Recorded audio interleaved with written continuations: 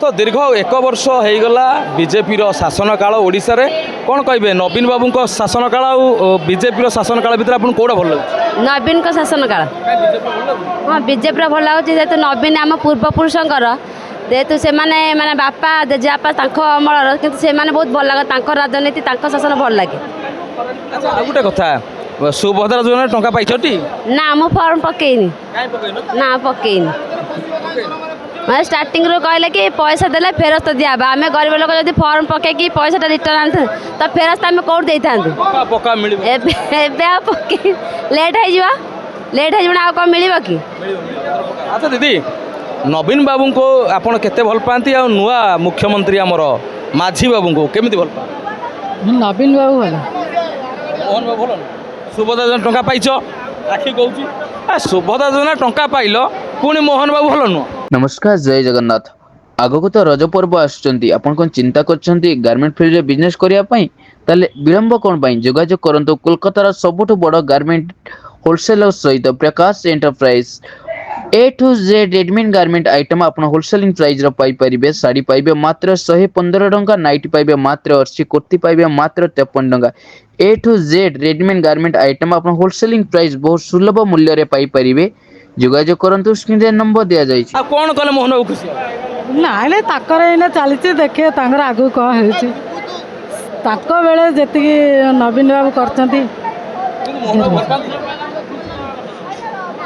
ना टंका दे से आपन टंका देले 5000 10,000 पाई थाव 10,000 10,000 टंका देले माने बिना कोहारे पुणी 50,000 देबे तथापि मोहन बाबू पाउ ना हाँ भल नाइ से मोहन भले। बाबू गोटे के रखुछ ना हौ ताल जीवा आगु को जीवा पुणी पचारे बुझीबा यही कथा जे प्रकृत रे हौ आस किछि नै भाई ना नवीन बाबूंकर 25 वर्षर कार्यकाल ता सहित 1 वर्षर कार्यकाल जदि आम मिसेबा मोहन बाबूंकर आपन को लागु नै जे मोहन बाबू भारी पड़िबे नवीन बाबू ऊपर हाँ नवीना भाया किए हम किए से हम कहनी कई हे नहीं मोहन अच्छा पांड्यान बाबू हेबे पांड्या हाँ पांड्या तो नवीना पे अच्छी ना नहीं नवीन बाबू भाया पांड्यान बाबू हो पारे कि ना ना हेबनी किंतु नवीन बाबू कहते गाड़ी दियो नहीं दल रखा से सब पूरा गोटे रखा नवीन पट्टनायक एना ये ना श्रेष्ठ ना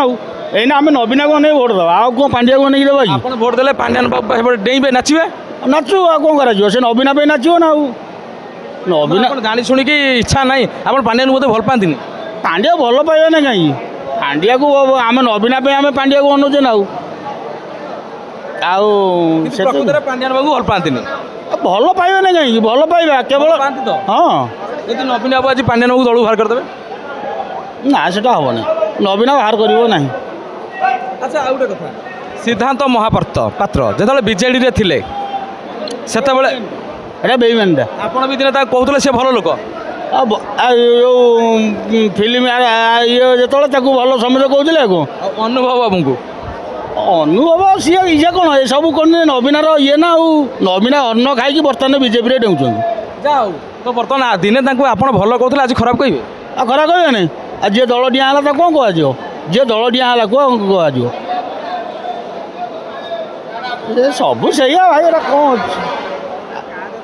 छाड़ जो भाईना कहले मतामत देले आम कौन कहवा आगू जा तो मैडम आसुँच केन्द्रापड़ारू रसावली लोक मिठा प्रिय तांकर एमपी वर्तमान थिले आ पूर्व थे अनुभव बाबू आ वर्तमान बैजंत बाबू हो गले कहीं निष्पत्ति बदलैले बीजेडी कौन तांको जिला किसी करनी एक मु कहूँ केन्द्रापड़ावासी कौन कहे बीजेडी सरकार समय केन्द्रापड़ार उन्नतिमूलक सब कार्य होता हाँ होइला बैजंत बाबू केमती सहजरे पलि आसिले बैजंत को तो देले जितेले अनुभव बाबू किसी भूल भाल करदे कि अनुभव अभिनेता हेले कौन हम कार्य करा हम ना कार्य कले हम ना करदे सेपट एरिया करथिले ना आमर तो बैजंत बंडा अछन ना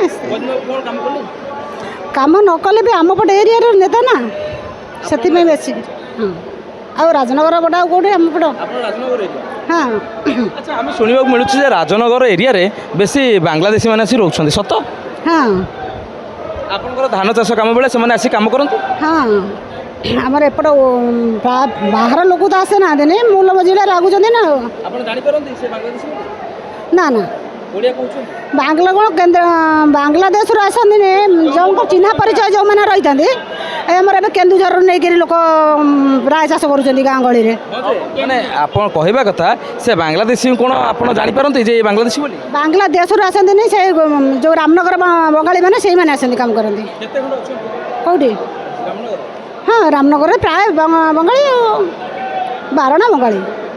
ତ ଦେଖିପାରୁଥିବେ ଏପଟେ ରାଜନୀତି ଭିତରେ କଥା ମଧ୍ୟ ଉଠିଗଲାଣି ଯେ ବାଂଲାଦେଶ ସେ ଅନୁପ୍ରବେଶକାରୀ ନା ଲୁଚିକି ଆସିଛନ୍ତି ନା? ନାଇଁ ନାଇଁ ଆସିକିରି ବହୁତ ବର୍ଷ ହେଲାଣି ରହିଲେଣି ସେମାନେ। ସେ ବାଂଲାଦେଶରୁ ଆସିକିରି ବସତି ସ୍ଥାପନ କରିକିରି 20-25 ଦିନ ହେଲାଣି ରହିଲେଣି ସବୁ। ତ ଦେଖିପାରୁଥିବେ ଘଟଣା କ୍ରମରେ କୁଆଡ଼େ ଯାଉଛି ଘଟଣା। କ'ଣ କହିବେ ଓଡ଼ିଶାରେ ବାଂଲାଦେଶୀ ସମସ୍ୟାକୁ ନେଇ କ'ଣ କହିବେ? କାହିଁକିନା ଆପଣ ଦେଖୁଥିବେ ବାଂଲାଦେଶରେ ହିନ୍ଦୁମାନଙ୍କ ପ୍ରତି ଅତ୍ୟାଚାର, ବର୍ତ୍ତମାନ ମୁର୍ସିଦାବାଦରେ ୱେଷ୍ଟବେଙ୍ଗଲରେ କେଉଁଭଳି ଭାବରେ ଅତ୍ୟାଚାର, କିନ୍ତୁ ସେଇ ବାଂଲାଦେଶୀମାନେ ଆସି ରାଜମିସ୍ତ୍ରୀ ରୂପରେ ଗୋଟେ କାମ କରୁଛନ୍ତି। ଆଉ ବାଂଲାଦେଶୀମାନଙ୍କୁ ମଧ୍ୟ ଅନୁମତି ଦେଉଛନ୍ତି ଲୋକେ କି ତୁମେ କାମ କର।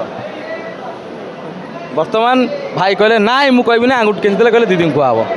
ତେବେ ଆମେ ଆଗକୁ ଯିବା, ଆଗରେ କିଛି ଆଲୋଚନା କରିବା ଏଇ କଥାକୁ ନେଇ, ଯେଉଁ କଥା ଆମ ଓଡ଼ିଶାରେ ପ୍ରତ୍ୟେକ ବ୍ୟକ୍ତି ବିଶେଷଙ୍କ ପାଖରେ ପହଞ୍ଚିବା ନିହାତି ଦରକାର ଯେ ବାଂଲାଦେଶୀ ଅନୁପ୍ରବେଶକାରୀ ମାନେ ଯେଉଁଭଳି ଭାବରେ ଅଧିକରୁ ଅଧିକ ବଢ଼ିଲେଣି ଏମାନଙ୍କୁ କେତେ ଦୂର ଚିହ୍ନଟ କରାଯାଉଛି। ନମସ୍କାର, ଜୟ ଜଗନ୍ନାଥ। ଆଗକୁ ତ ରଜ ପର୍ବ ଆସୁଛି, ଆପଣ କ'ଣ ଚିନ୍ତା କରିଛନ୍ତି ଗାର୍ମେଣ୍ଟ ଫିଲ୍ଡରେ ବିଜନେସ୍ କରିବେ? ତାହେଲେ ଯୋଗାଯୋଗ କରନ୍ତୁ କୋଲକାତାର ସବୁଠୁ ବଡ଼ ଗାର୍ମେଣ୍ଟ ହୋଲସେଲିଂ ସହିତ ପ୍ରକାଶ ଏଣ୍ଟରପ୍ରାଇଜ। ଶାଢ଼ୀ ଯୋଗାଇ ଦେଉଛି ମାତ୍ର 115 ଟଙ୍କା, ନାଇଟି ଆପଣ ପାଇପାରିବେ 80 ଟଙ୍କା, କୁର୍ତ୍ତି ପାଇପାରିବେ ମାତ୍ର 53 ଟଙ୍କା, ଛୋଟ ପିଲାଙ୍କ ଆଇଟମ୍ ପାଇପାରିବେ ମାତ୍ର 36 ଟଙ୍କା। ଓନ୍ଲି ହୋଲସେଲିଂ ପ୍ରାଇଜରେ ଆପଣ ପାଇପାରିବେ ବିଜନେସ୍ ରିଗାର୍ଡିଂ। ସିଙ୍ଗଲ ପିସ୍ ପାଇଁ ଜମାରୁ କଲ୍ କରନ୍ତୁ ନାହିଁ।